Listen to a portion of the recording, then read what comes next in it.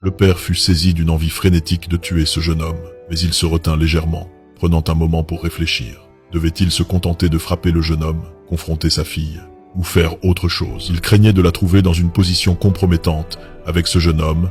Dans ce cas, il ne pourrait pas se contrôler et tuerait l'un d'eux sans réfléchir.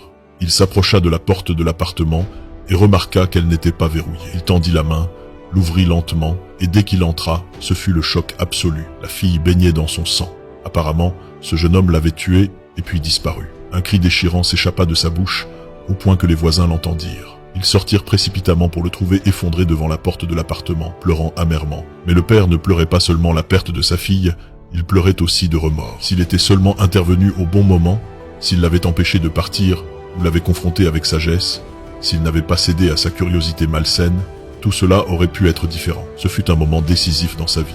Au lieu de protéger sa fille, il s'était contenté de l'observer et de l'espionner, la laissant devenir la proie d'une personne qu'il ne connaissait pas. Si elle s'était laissée tromper par de douces paroles, c'était lui le père, et c'était à lui de la préserver plutôt que de l'épier.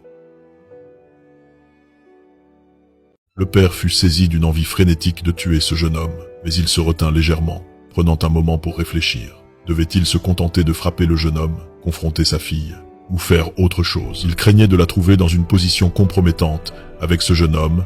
Dans ce cas, il ne pourrait pas se contrôler et tuerait l'un d'eux sans réfléchir. Il s'approcha de la porte de l'appartement et remarqua qu'elle n'était pas verrouillée. Il tendit la main, l'ouvrit lentement, et dès qu'il entra, ce fut le choc absolu. La fille baignait dans son sang. Apparemment, ce jeune homme l'avait tuée et puis disparu. Un cri déchirant s'échappa de sa bouche, au point que les voisins l'entendirent. Ils sortirent précipitamment pour le trouver effondré devant la porte de l'appartement, pleurant amèrement. Mais le père ne pleurait pas seulement la perte de sa fille, il pleurait aussi de remords. S'il était seulement intervenu au bon moment, s'il l'avait empêché de partir, ou l'avait confronté avec sagesse, s'il n'avait pas cédé à sa curiosité malsaine, tout cela aurait pu être différent. Ce fut un moment décisif dans sa vie.